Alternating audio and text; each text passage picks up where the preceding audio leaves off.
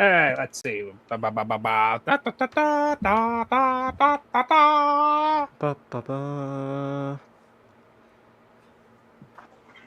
Do do do do do do do do. Yep, we're live now. So All right. welcome everyone to Crypt podcast. Yay!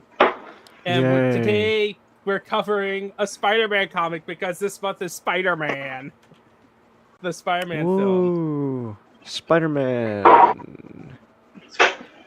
Yeah. The Food Man. Spooderman. Spider-Man. How will MCU screw him up again? Oh no! Come on. Apparently, Gene Dewolfe is in the movie. What? Oh, great! Played by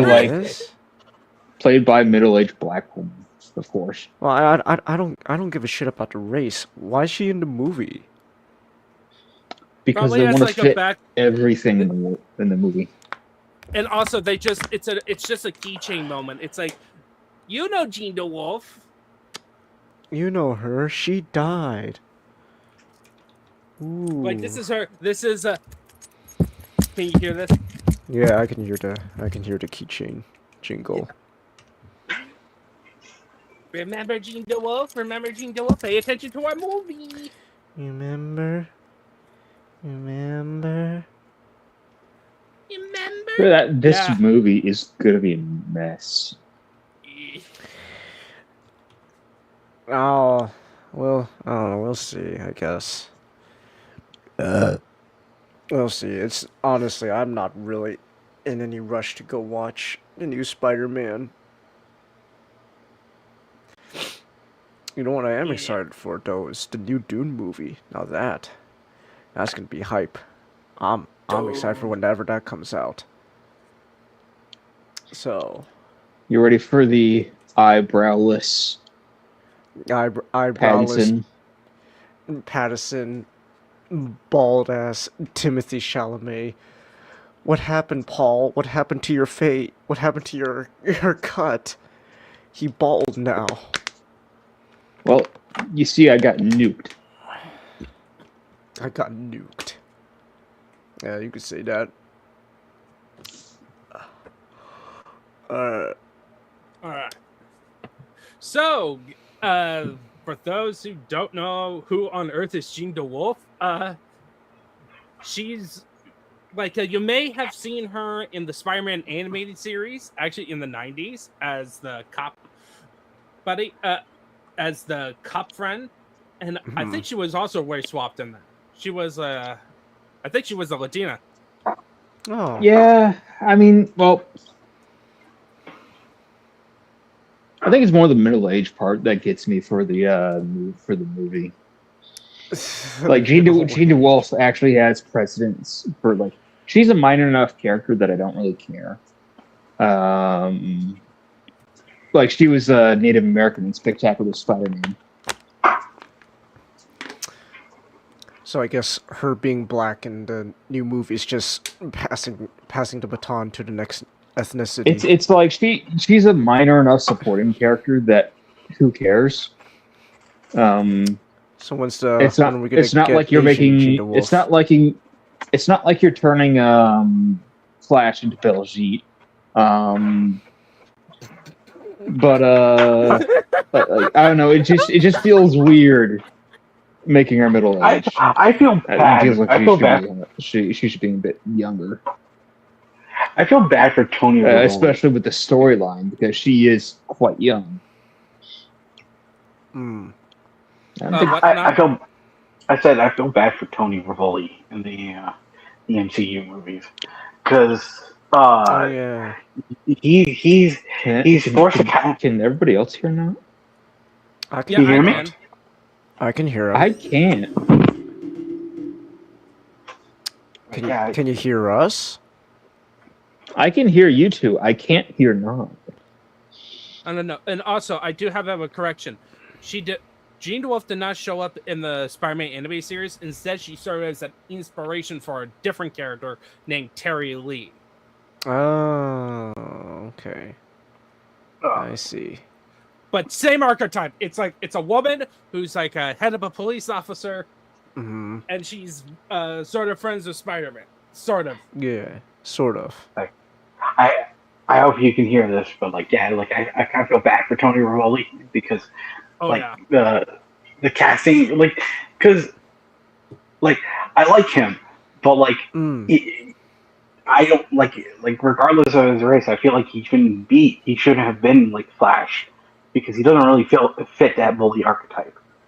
And it's kind of worse because even the script itself like undermines him as much as he tries to be a bully. Yeah, like that was not Flash Thompson. I get what they were trying to do by making him a bit more of a brain jock. But You know what I miss, honestly, though? If there's one thing I want like definitely to come back from like the first original run of Spider-Man comics, Flash wasn't even really a bully per se to Peter. They were just kind of assholes to each other. I kind of miss that. I kind of miss that dynamic where sure Flash will like demean Peter, but Peter will equally be an ass back to him. I kind of would like that for like if we're ever gonna get like the next iteration of Peter Parker, just give him that chip on his shoulder.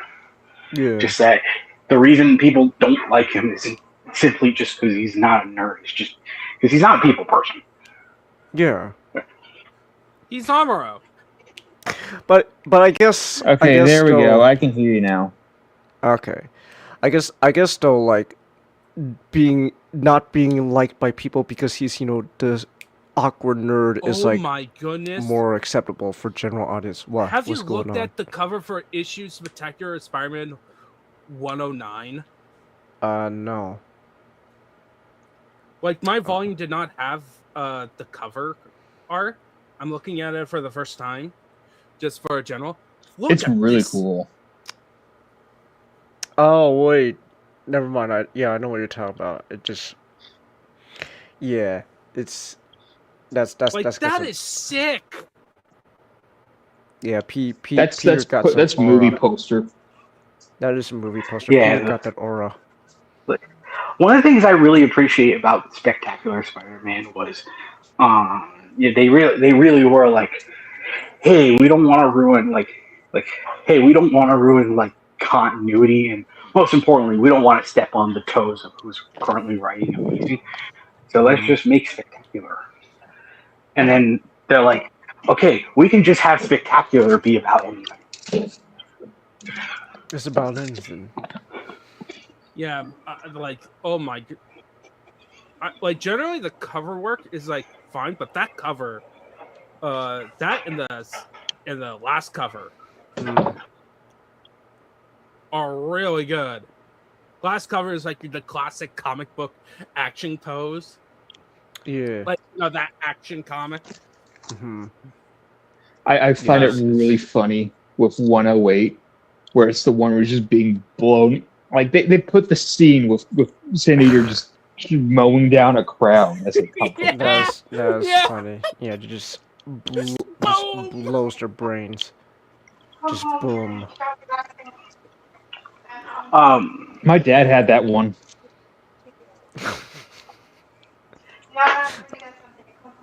Okay, you had the cover of Sin Eater just blasting people. Just boom. Yeah, so and I can't wait to see little Timmy go into the comic stands and see that. Little Timmy wants to read his first Spider-Man comic book. Here you go. And just Sin Eater just blasting people. Sin Eater. Sin Eater is just such a mature name too. I love it. Like this was the Bronze Age of comics. Really, just was this like period of time where like the comic readers didn't want to kind of read something that was cheesy. And it's not like Spider-Man was really cheesy, but like it's just that that wanting to kind of have the comic book characters themselves be heroic, yet also just fit in a world that was really kind of reflected the real world at times. Yeah. So, like Oh, sorry. oh, I'm sorry. No, go ahead. Well, I was about to transition to talk about so I have in my hand. I actually have a physical copy. For I actually own comics. And Oh. and in it, I actually have an introduction and a stanza written by the late great Peter David, who wrote the storyline, with Rich Buckler serving as the principal artist on that. So this is what he wrote for the introduction before you get into the actual story. When I was around 17 or so, I was at a picnic / get-together with a bunch of friends in Philadelphia. We assembled intermittently as a part of a Star Trek / SF club we belonged called Space Time Continuum. It's long since defunct, so it talks about in the preface it talks about fanzines at that time. The fanzines where Mary Sue came about. Mary Sue. At the time, I was no longer reading comic books. I had gone cold turkey when I was about 13, self-conscious since my local news dealer thought I was mentally defective for reading comics while over the age of 7. And then in the preface, he talked about direct sales, comic shops. At the picnic, I ran into a comics fan named Neil Harris, who mentioned that he was still reading comics in general, and Spider-Man in particular. Did Spider-Man ever married Gwen? I asked. Guess what happened? I'm just. That's a real. That's like like the meme where like the Riddler's like, does he know? Like that's he know. This is Imagine Niels he just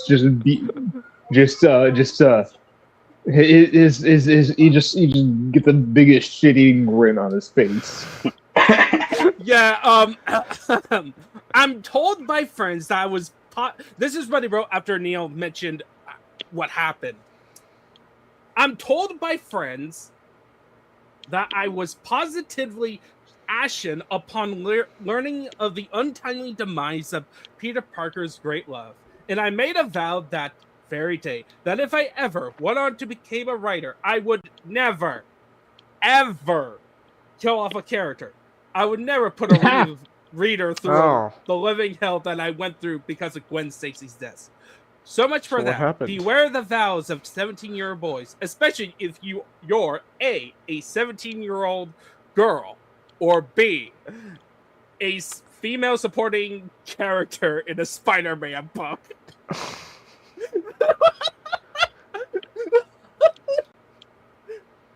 Whereas there's actually going to be a 4th Spider-Verse movie where Miguel's trying to convince Miles that if any woman character has to die, it's a canon event. It just has to happen.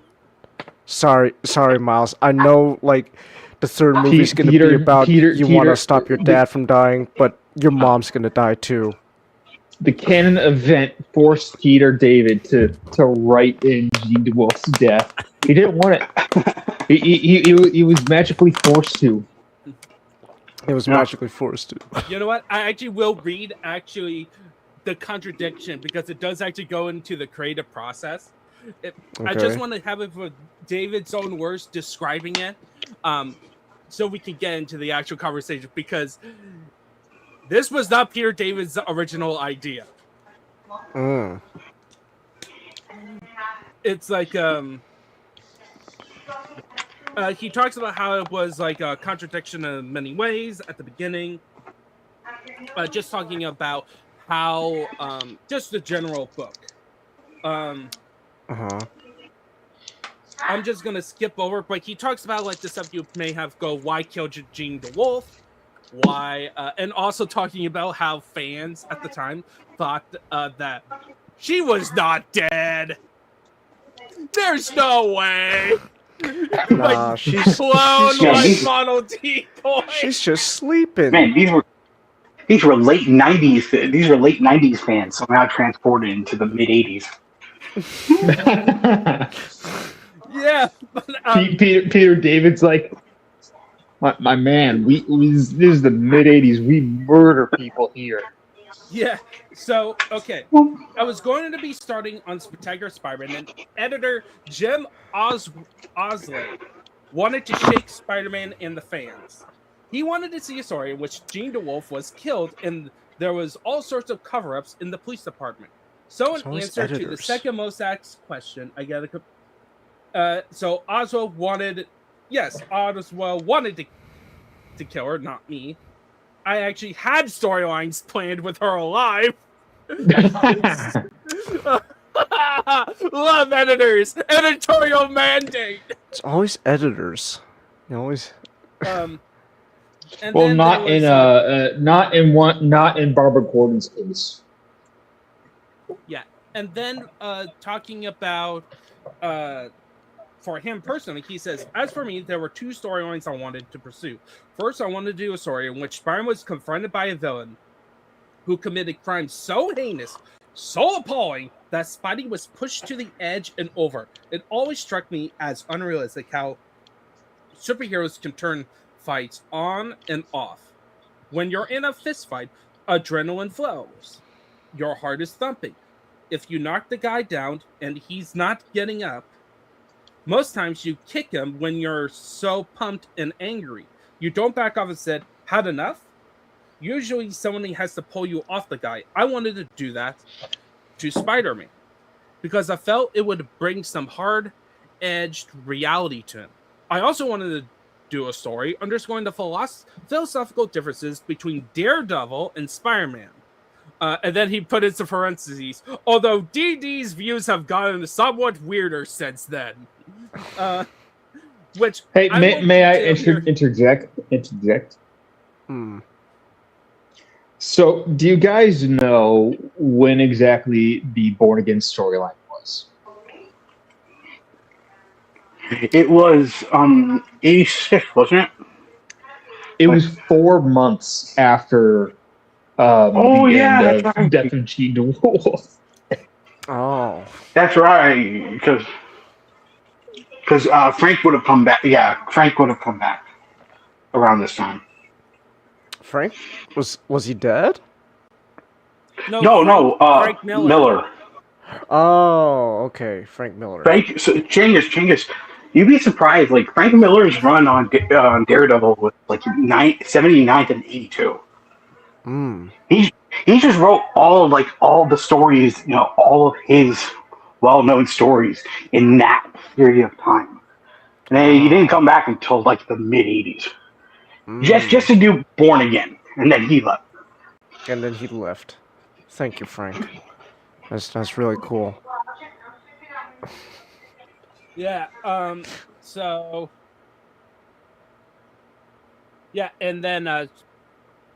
Yeah, so that was like. That's all I wanted to read about. What the author's intention. So, what do you guys think of the story? That's the caffeine in it. Classic. Yeah, it was nice. It was nice. So, Yeah. I do have a question, Changus. Yeah. Magic, was this your first read? This is not my first read, though. It's been a while since I All read right. it. So, Changus, did you ever guess that Stan was the Sin Eater? No. No, But that was a nice red herring with the other guy and all that.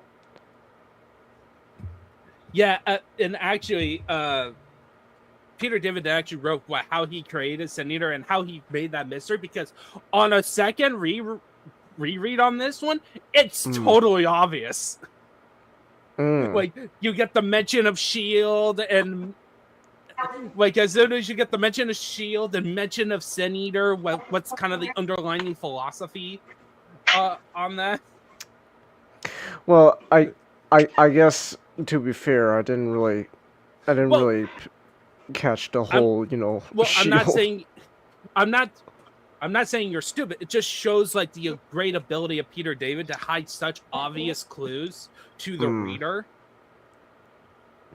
And the way he did it is that first he gave him the name Stan, like Stan Lee, like clear this is not like a guy. And also, I didn't realize until he mentioned it, he gave him a mannerism to indicate that he was Jewish. Huh. Okay. It's it's very like it's very I don't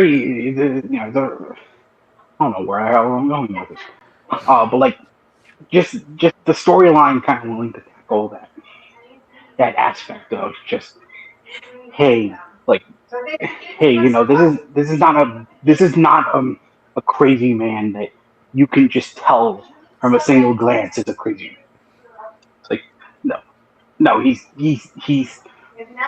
someone who's elusive. He's a and almost serial that killer. Yeah. This is a full-on serial killer story. Like on my second reading, like him collecting items like the badge, the gavel, and like I think he maybe took a cross from the priest, or something. Like I imagine something like that. Just after each person he kills, like directly to his intended targets, and also has like a specific MO and logic to it. You get like huge serial killer vibes, which makes like the final half of the final issue of the story very compelling about the highlight the philosophical differences between Daredevil and Spider-Man.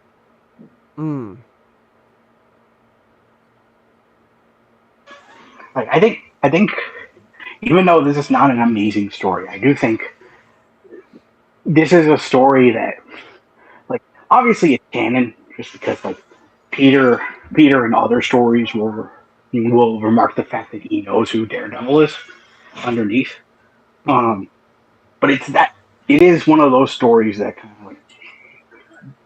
kind of fill the building blocks of having Peter just become like a much more understanding and gentler person.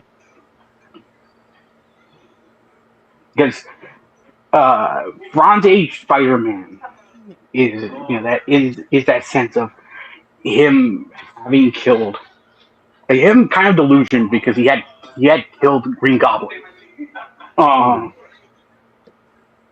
knowing that there is that evil that exists in the world, much like the Green Goblin. And he's very willing to be like a hammer of justice around this part, but he doesn't want to lose himself. Yeah, like I really like I just love how it kind of highlights Peter's flaw while still making him into a hero. And it doesn't go so far into like a deconstruction on him. Like there's parts of it that feels like a deconstruction. Like, of course, when you have like Daredevil, who has like a very strict moral code, and then you have Spider-Man, and it's like, oh, hold on, he is willing to look the other way of a person getting murked by an angry mob.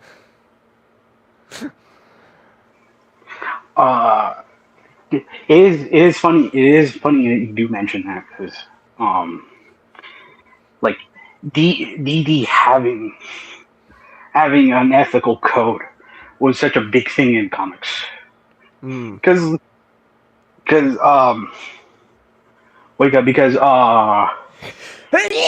like, bless you.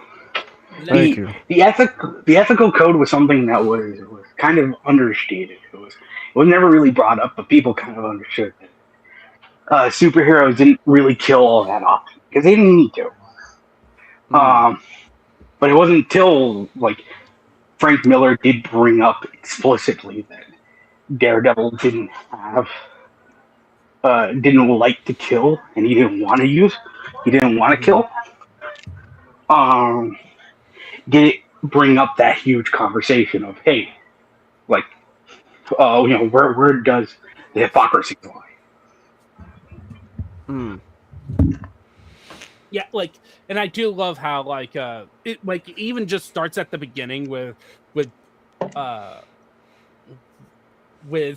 Murdock defending criminals, and like, which ticks Peter off. And of course, it's the moment where where Matt realizes, hold a second, you're Spider-Man. Wait a minute. Hey, I remember this kid yelling at me before. I remember that heartbeat anywhere. I just love how each person has a unique heartbeat that he can tell. Of course. Does Daredevil have any like specific like goons that he goes on and he's like, "Hey, Frank"?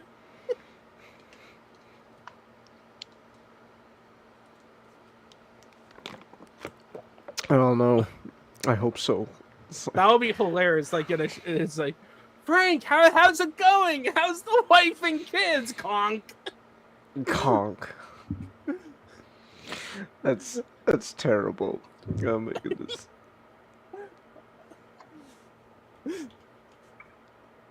But Yes. I think I'm just thinking of like I did send Magic a couple bits. One was the heartbeat one, and then the other one is when J. Jonah Jameson's and Ned Leeds return. Yeah. And it's like, oh, Ned Leeds takes Spider-Man, and basically Peter is like, by the way, best fake out. That fake out with Betty. Oh yeah. Yeah, you would think oh man, damn. She just got blasted. Like, not only got blasted, we have like the whole image of like the entire character history. Like of their relationship on the page. You're setting up as if, oh no, they are totally dead. Oh man, they're dead. But no, turned out okay, I guess. So, but no, it is kind of funny though. Just like that immediately would have been something if they just killed her off, like just like that. Just well, Betty's gone now too. Just blast her. Like Peter that David. happened. Imagine the reputation. Peter David comes in, starts murking supporting characters left and right. Yeah, wasn't it like this is Peter David's first job in Marvel? Not. Oh, was it?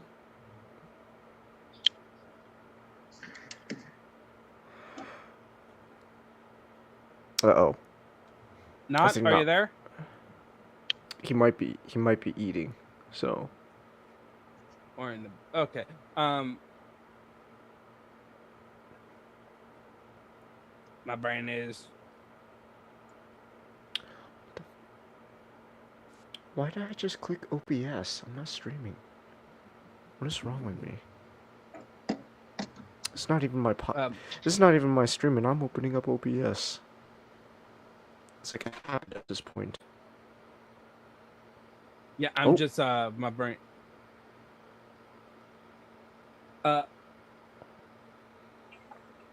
Yeah, this was his first writing assignment. Sorry about the noise. Okay.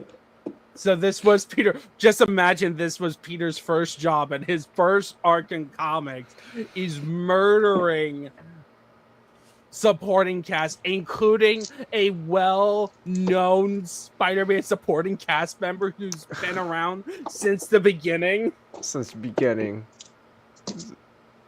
I'm pretty sure fans would have his head. I don't think he would be able to get to do Hulk. Oh, he did a Hulk. Yeah, he did his Hulk run is one of the most well-known. Is probably the most well, other than Stan Lee. Oh. Run.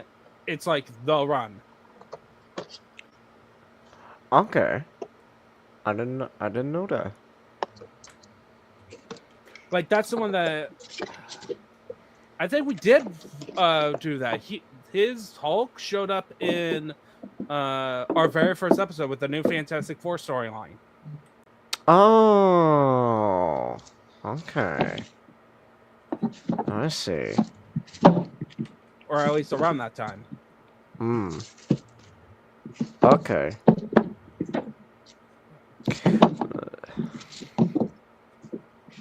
Can I also say, Sin Eater is just kind of funny as a concept. Just here's a guy going around with a shotgun, just blasting like well-known characters.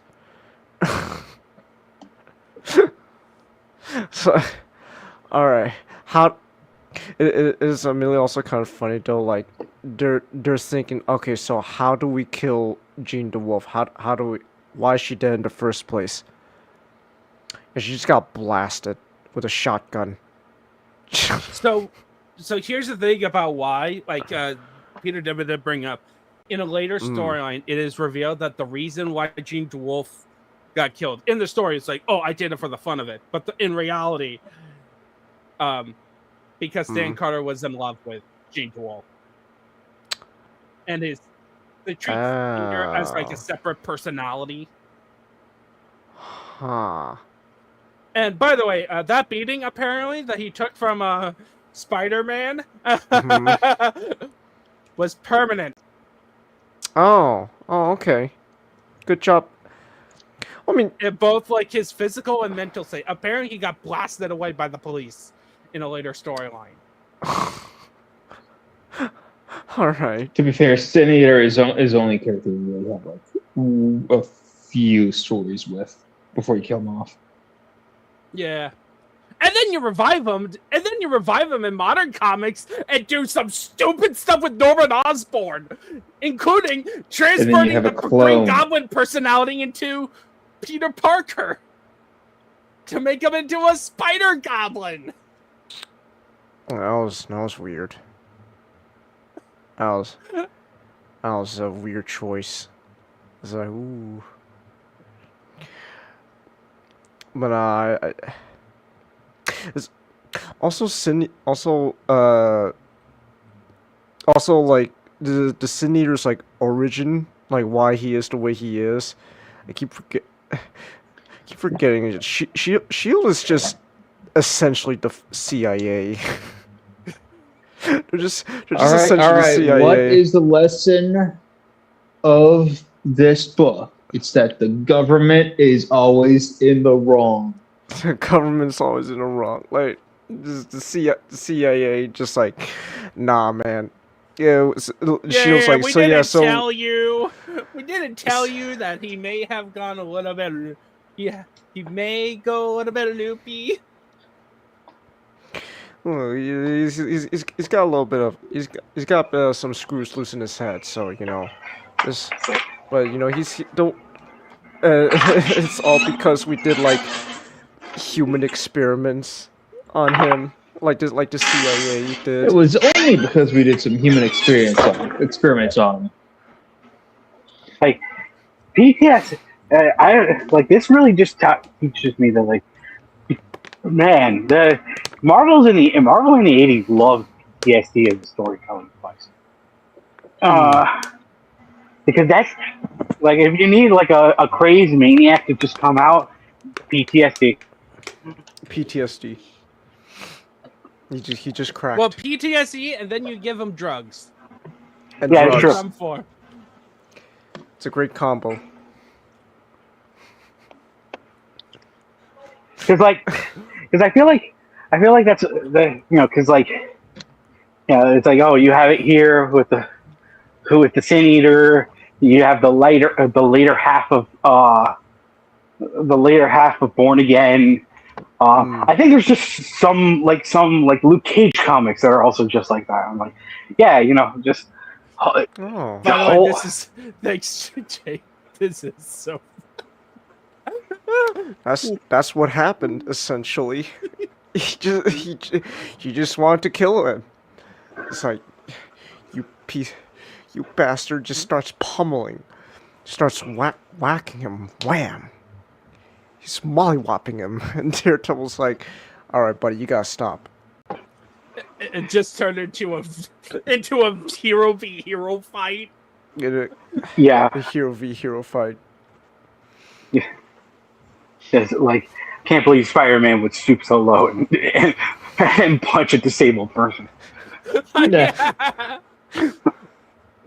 And he doesn't have the excuse of the actual black suit. You, audience, if you happen to watch this, you may think he's having the symbiote on because it's a black suit. It is not. Man. It's a cloth suit made by Black Cat.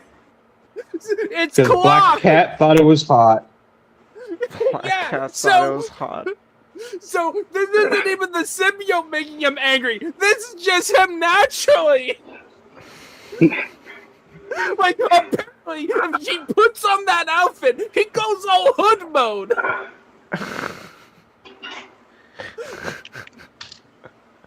Like, just imagine where, like, nowadays with Spider-Man, like, he has, like, the red suit that when everything is happy, but when it's time to get serious, he pulls out the black cloth suit. Okay, now hear me out. I know you're not too big on this Pooterman and MCU, but what if he just gets the black suit and, like this? It's not even the symbiote. It's just some random black suit he made, and he just starts losing it. It depends about how he's losing it, because we're nearly having him kill Green Goblin in No Way Home, and that didn't feel earned. I mean, he killed Aunt May, so like. Well, yeah, I get, but it's like, It's kind of a but the whole scenario was so dumb.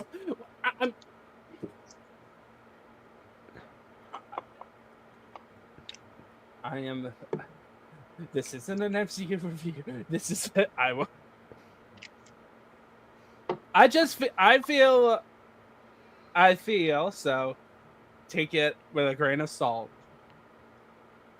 That comics, when in both this storyline and in the original comics, when Peter goes all crazy, like gets super serious and raids random bars, I just love it that he just knows where to look, and every time he just gets especially mad, everyone knows about it. Like every criminal, like what he did with that that lower-ranking criminal. Like, picks him up from his house with his child, and basically shouting out, "We're big pals!" at a diner. Goes to the child, kicks her. Fuck you, bitch. Your daddy was a crime lord. Go by association. Wham! Wham. No. That would be if they have the black suit on. In the modern times, because originally the black suit was not really meant to make him angry. It was the black suit was kind of an explanation as to why he was as angry as he was. Like it was a made up excuse because, like I said, this Bronze Age Spider-Man was just like a very, I wouldn't say a serious character, but just like he was a character that was holding a lot of baggage at this time, just because it came off of the death of Gwen Stacy, and also because they wanted to tell stories that were a lot less colorful. Well, yeah, like we were reading it with Stan Lee's run, like it was just a natural progression where early on he's fighting colorful villains in high school, and yeah, there's some serious stuff that happens, like Betty Brance's brother, but it was still adventurous. But as soon as he gets into college and when he meets Kingpin, it's now becomes more like the crime element shows up a lot more, and this is now is like he is a fully established as like a street hero primarily. And when you're a street hero in this era, you're dealing with a lot more seedier side of city life. It's true, but it's like with Kingpin, and especially with like Doc Octopus, you understand why they decided to do crime. It's because they want to shoot, they want to prove that they're better than everyone, or money. Right. Mm. I do also want to say, when it comes to like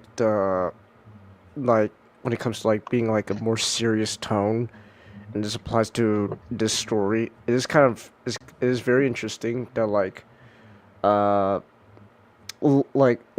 later on in the story, like when they capture like the Sin Eater, though, like even before they captured the Sin Eater, like the whole Sin Eater thing was kind of treated like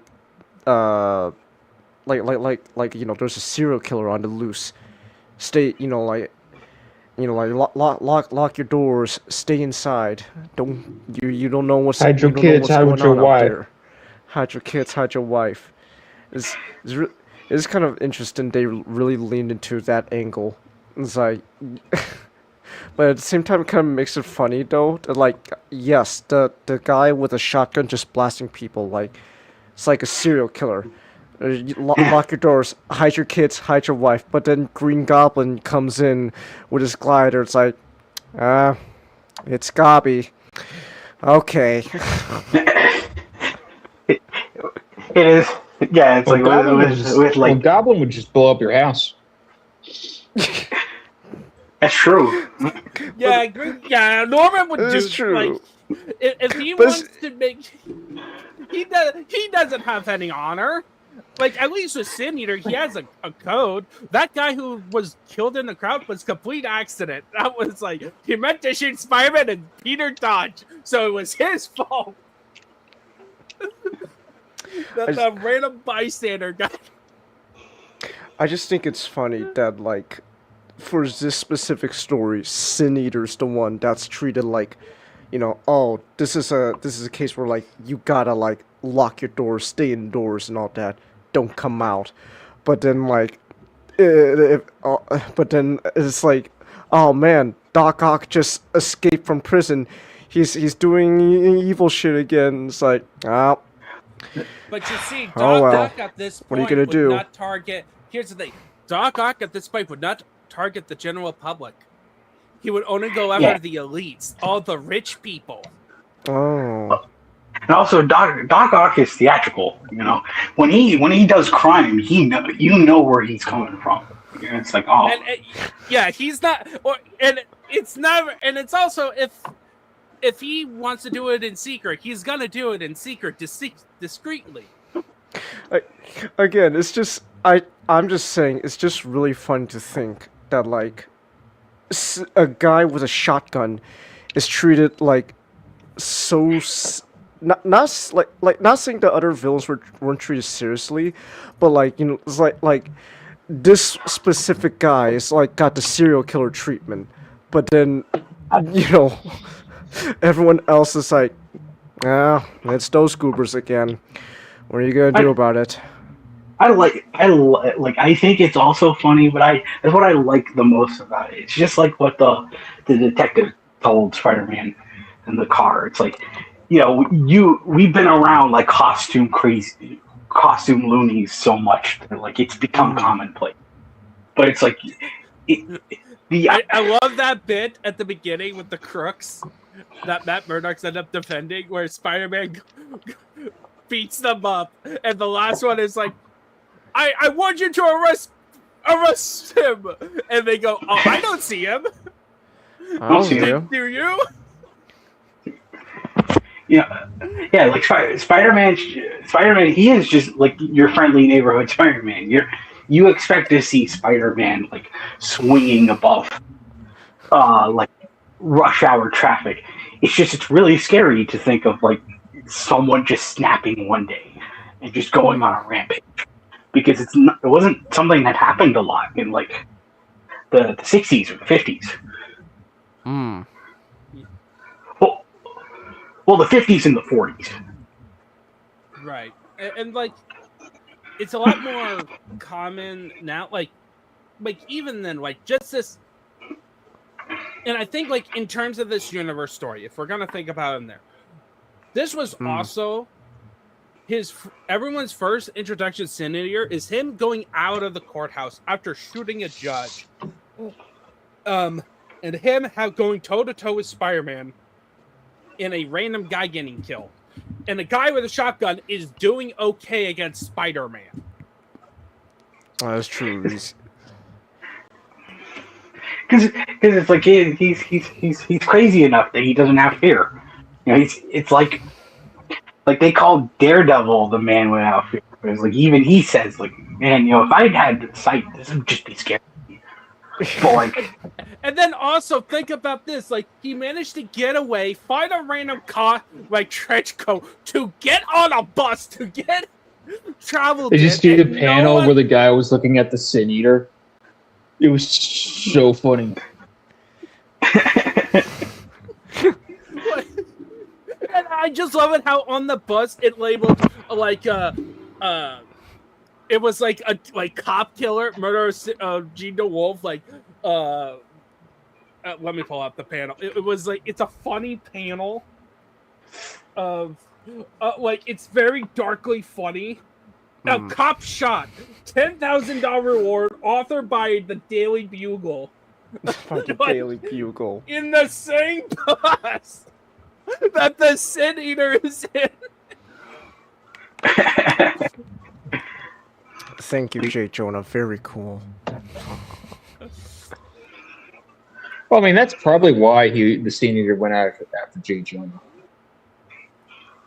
He was worth more than 10,000. He was worth more than 10,000. What would have the Sin Eater clicked if he managed to knock J. Jonah out? What would he grab? Probably like a fountain pen. You know, it's the journalist, because it's the cop, the judge, and then if he killed J. Jonah, the journalist, and priest. Yeah, and the priest. Oh yeah. But yeah. But also in that moment with that copycat bit of having where's J. Jonah Jameson? And Robbie just goes, I'm J. Jonah Jameson. Like the balls on that man. Spartacus moment. I do want to mention because I think because this is my era of Spider-Man. I think I've read the most of his 70s and 80s run. And I'm used to this J. Jonah, where he can come off as just being a curmudgeon at times, but it's every so often he will just say something that's just respectable, because in the end of the day, he's at the end of the day, he has his own issues when it comes to Spider-Man and how society's run. But he's a respectable journalist. That's only that's a fictional thing that only exists in comic books. So yeah, I just love it how he called the priest, the other reverend, a race. Asked him, "Are you a racist?" When he says "Oh, a white man." That's the reverse racism. Supposed to reverse racist characters. No, I mean it's not reverse racism. Racism against white people is valid racism. Yep. Happens a lot, unfortunately. J. Jonah making sure that he and the Reverend see eye to eye. Yes. You see, I too can pull the race card. Listen, I Listen, I may be many things, but a racist I am not. I hate all races equally. Unless it's against Spider-Man, because Spider-Man is clearly.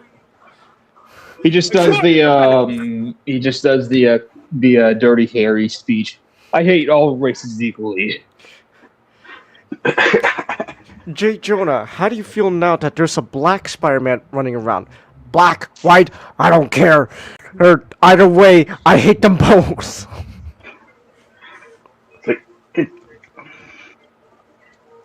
Yeah. All races are treated equal. If they're all Spider-Man, I hate them all. You see that Hispanic guy from the future? Trash. The white girl, that brunette white chick? Trash. Trash. That little black kid? Trash. Trash. All the Spider-Man trash. The Nicolas Cage Spider-Man? Trash. Trash.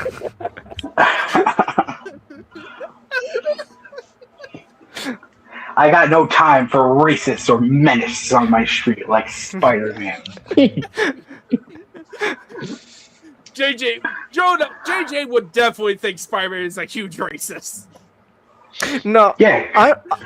Well, maybe. I feel like J. Jonah would only plaster on the headline Spider-Man's racist if he feels there's enough like evidence to prove it. There's been to be fair with Jonah, it's Spider-Man, so he would not have a hard time finding evidence. I feel like lately Peter's been hassling like a bunch of common thugs, and coincidentally they all happen to be African American, and J. Jonah's like, yes, finally, proof that Spider-Man is racist.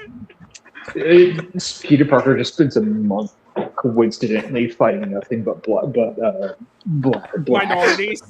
He just keeps every criminal he fights as a minority. Just guys, please, you're really not helping my public image right now. Where's Doc Ock when you need him? This is the Luke Cage crossover issue. Where Luke Cage has got to come in to be Spider-Man's black friend. And give them sensitivity training. Luke Cage eventually Luke Cage and Iron Fist eventually lectures J. Jonah Jameson. Spider-Man, Luke Cage, they gotta team up, and then it happens to be like a Luke Cage villain, so he's gonna be African American, and J. Jonah's like, shit, he's fighting with another African American. And look, if he fights with Iron Fist, but because he wears a mask, everybody thinks he's Asian. The public, damn it, the public will think damn it, the public will now think that he has a token black friend. Wait, perhaps I could spin it that way. No, but there's the Asian guy with the yellow mask.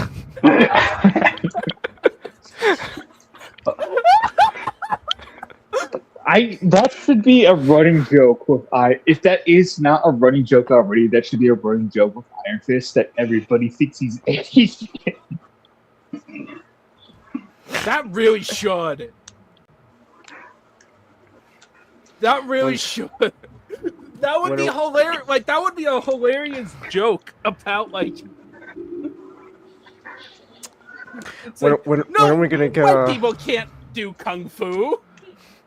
When are we gonna get a Marvel Rival skin for Iron Fist? That's classic costume, but at the same time they make him pale as hell. Just that one skin switch. To be fair, with that one anime, skin changes his melanin count. To be fair, with the art style, it's not like you're gonna tell the difference between the white guy and the Asian guy anyway. But as long as you give him the cowl, you can make cowl and his hair blonde. No, but see, they specifically make his skin lighter. That one alternate costume makes Iron Fist melanin count. Danny Rand just comes into a room and it's turn off the sun. His inside so bright. It's so bright and pale.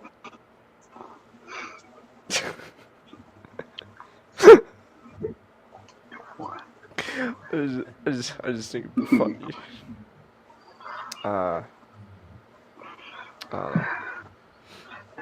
Yeah, Spider-Man though.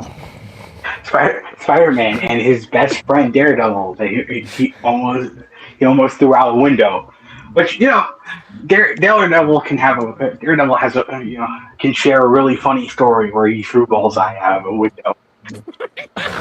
You mean a it's Daredevil? He's probably. To be fair, he probably didn't. It's Daredevil. He probably didn't definish Daredevil's Bullseye several times. But speaking of Daredevil, he was really the big MVP in the story. Yeah, Yeah. This is very much like a Daredevil. It all comes back to Daredevil. See, we promised. Back to Daredevil. We just have to talk the next 30 minutes just about Daredevil, and there we go. Just find every single excuse about Daredevil and his personal life.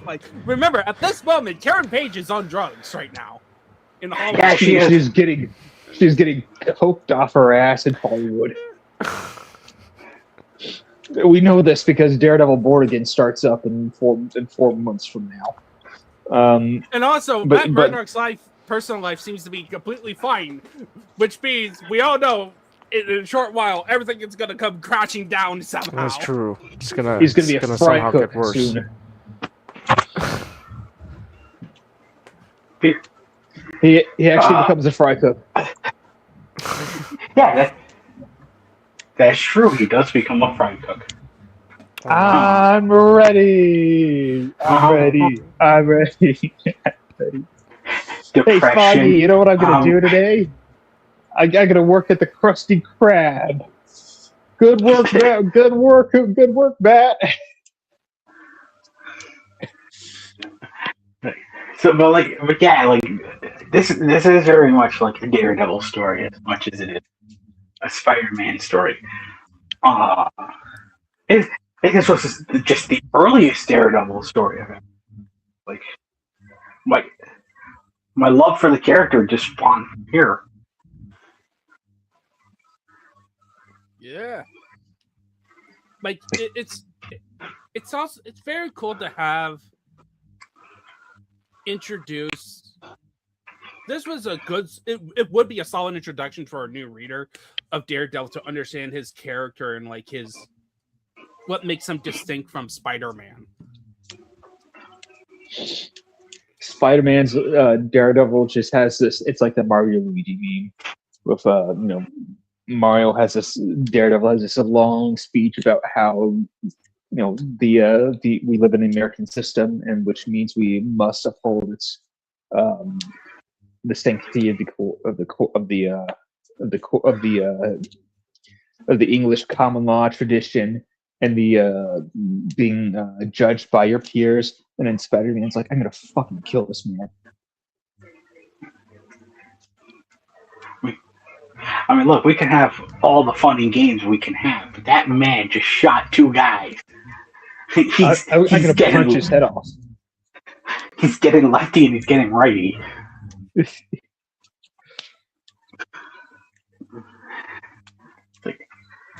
But yeah, the because it's almost the same thing. It's almost the same interaction that Daredevil had with the Punisher, but the Punisher is set in his ways, so it's he'll only listen to Matt, but everything goes out the other.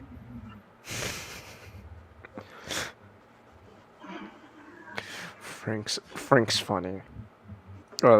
I think Frank's funny.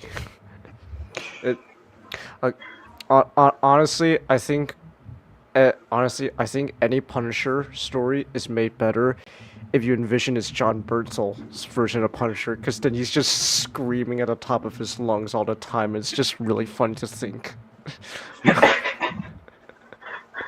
sir, my client Frank Castle, he's a respectable war hero. And you just hear, I did it, and I'm gonna do it again. I kind of am more iffy on like the Punisher meme. Like now we're gonna sidetrack into the Punisher. It all comes back to Punisher. But hey, you Daredevil. You know who the Punisher usually gets along with, and when I mean get along with, I mean not really Daredevil. So yeah, but the thing is with Punisher, did you know that Punisher actually first showed up as a Spider-Man foe? Yeah. If I had a nickel for every time that Daredevil stole a Spider-Man villain, I probably have more than 2 nickels. Yeah, but okay, so there is an argument, and I can understand the viewpoint of the Punisher is supposed to be like a soldier, like he's a man. He's not like a PTSD driven, like insane old person, but more of like somebody who's like the guy from Death Wish or like Clint Eastwood, like Dirty Harry, where they know what they're doing is wrong, but someone's got to do it to stop all of this evil and scum of the earth that they're getting away with it scot-free.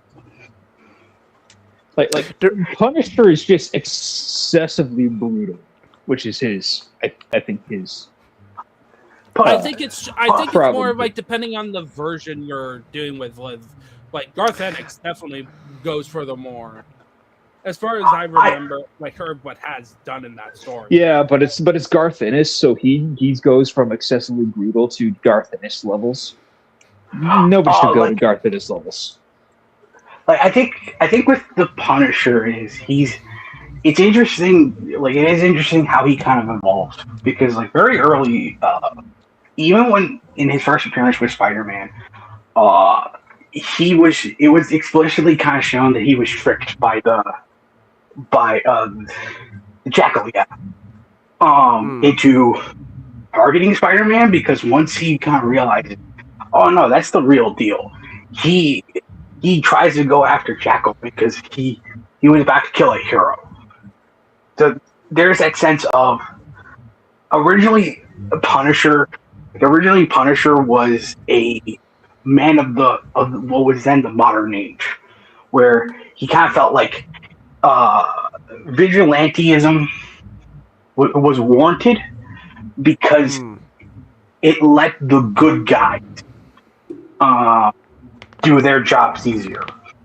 And over time, when it went with Frank, when it went with the good guys halt what should be, what should be not even justice, but what good, what has good people get killed.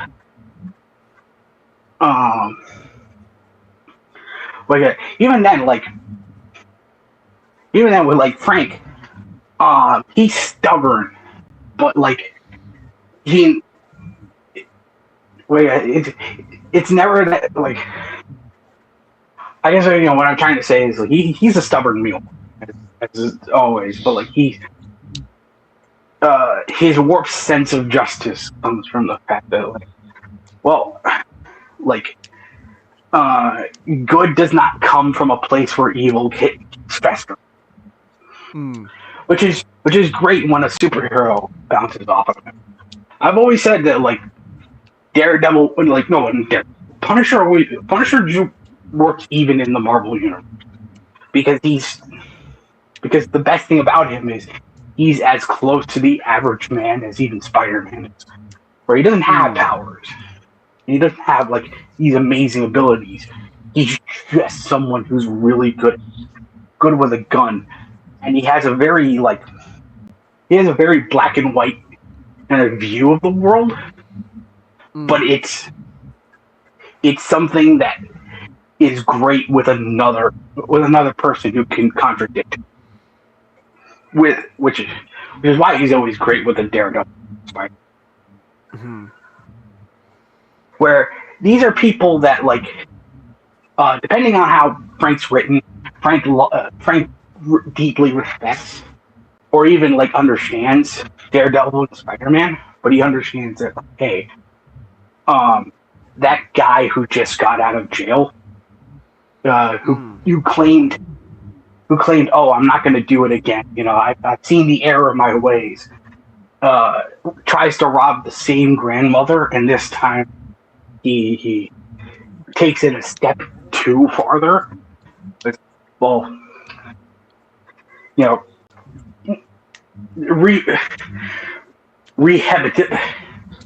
rehabilitation, like, is a really nice word on paper. Rehabilitation is a very nice word on paper, but sometimes there's just those people who fall under the cracks.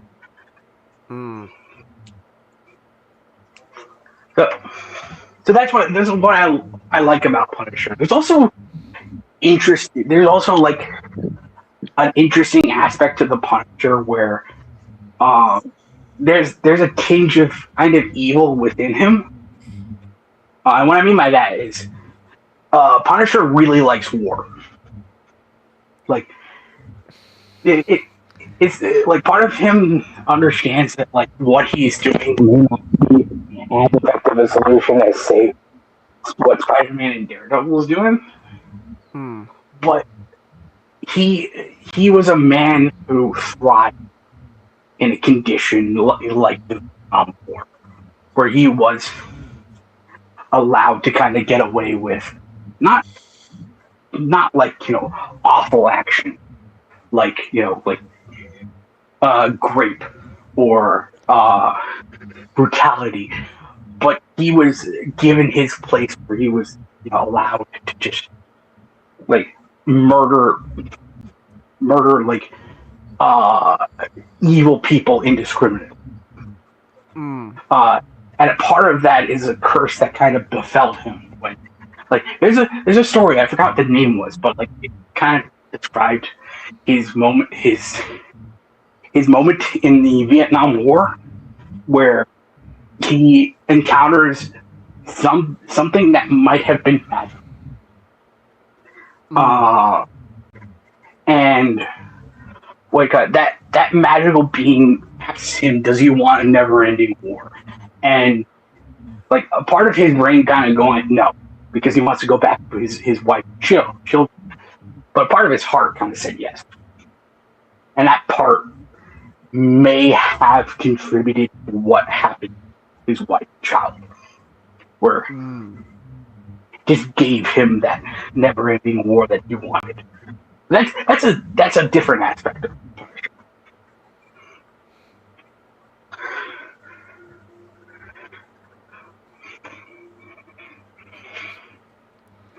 Yeah. Oh, I'm sorry. My brain. No, you can. But yeah, the Punisher's not in this story. I went to this whole spiel about Punisher. He's not in the story. You know why we're talking about Punisher? Sin Eater is like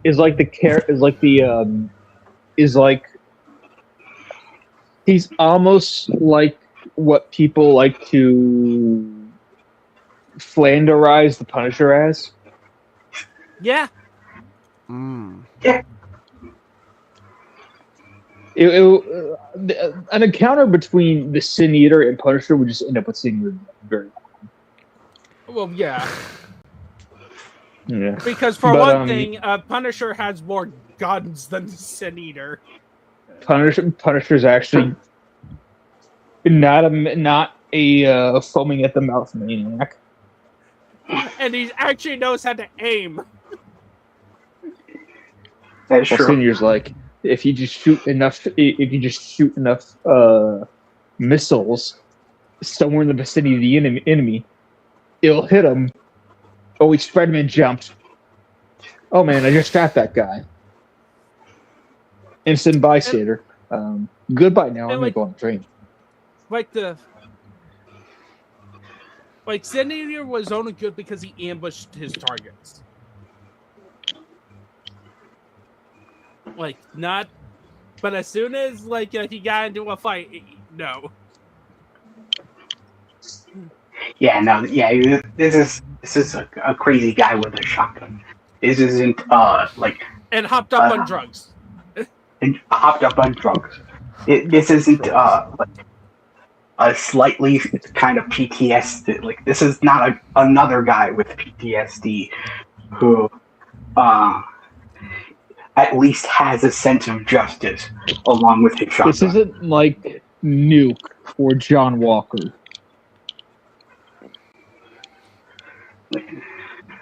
I don't know how far Nuke's sense of justice is, but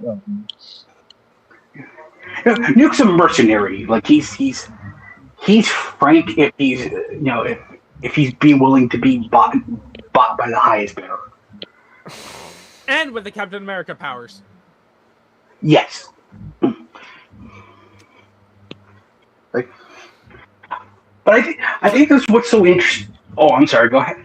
Like essentially, like we're just describing how like Sin Eater, like you could have had a story with Sin Eater and Nuke as like Punisher villains.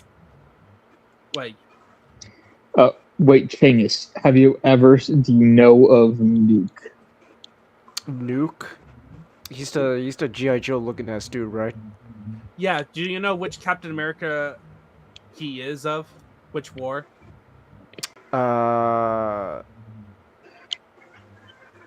Nam? Yes. Goes back to Nam. Bow now. Well, this is now. like not too far after now. Like 15 years of being the public conscious. There he is. Yeah.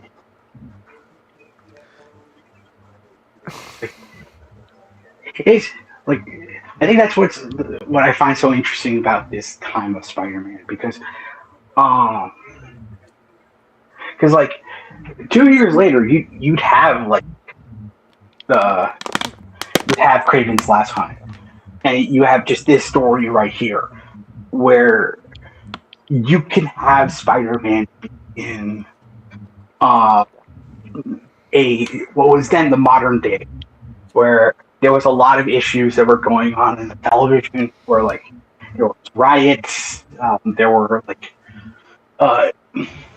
conflicts happening in like areas that you wouldn't like people of other pasts would never like imagine like but like even then, even with like a Spider-Man who's here where he's gone on like a huge rage and almost hurt Daredevil.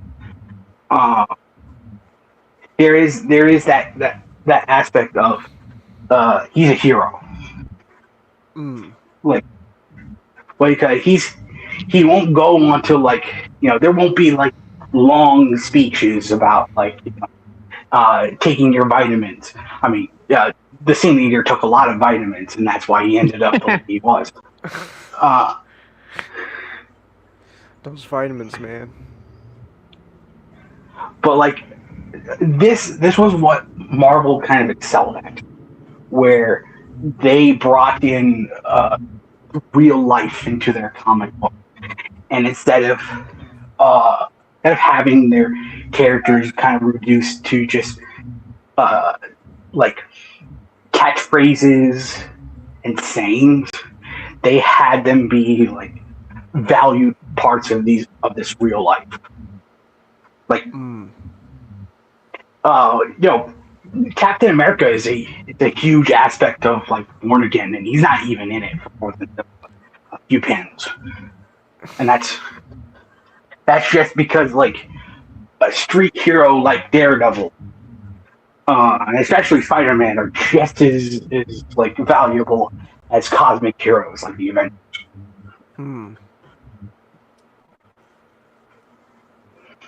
Yeah. Also, like, just a final thing, because this is such a minor part, but it kind of accentuate like the development of Matt's, Matt Murdock's and Peter's relationship. Aunt May's roommate, the old World War II vet, where at the beginning of the story he was the one who got assaulted by the thugs, and Matt defended him, and then at the end of the story, he brings a gun. He uses his Second Amendment. He uses Second Amendment rights in the. and like Matt's like, don't worry, Peter, bro. I gotcha. He's gonna have. I gotcha, bro. He did the one cardinal sin. Use your Second Amendment rights in New York City. In New York City. Well, to be fair, he turned himself in after blasting those goons. It will help his case. It's definitely gonna help his case. It's the whole like. It's just the joke about how New York City. Yeah, like New York. Yes. Like they call it the Big Apple, but it's just full of worms. Yeah. So. Yeah, I think that will be. I like it. Like, I don't think there's like nothing to really talk about other than how it's connected. Just a mention on that, and like the little funny bit about he's in trouble with the law because he was getting mugged, and he just decided to pull out the gun and start blasting, and they kill people. They kill people. Oh boy, here I go blasting again.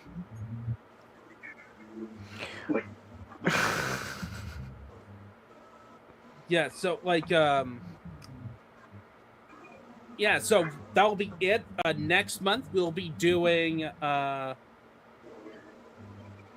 Magic. What's the Wonder Woman 90 to 100. The Challenge of Artemis. Wonder Woman. AKA it's Wonder Woman no more. Basically, it's Captain America. Alright. We go back to. Unironically, there's actually surprisingly a lot of similarities beyond the general concept. I'm just looking forward to figure out how Themyscira thought this was going to be a great idea. Let's replace Diana, who's been the one who was our first representative into the world of man, and then let's replace her. I'm looking forward to whose brilliant idea was this, and how it all results terribly. Because there's no way it's gonna end. Like, it's either gonna be like the villain is gonna manipulate Artemis into being a crazy lady, or she's already crazy and is tanking Themyscira's relationship so bad, or both. Or both. Well, Alright. catch us next time as we. Yeah. Yeah.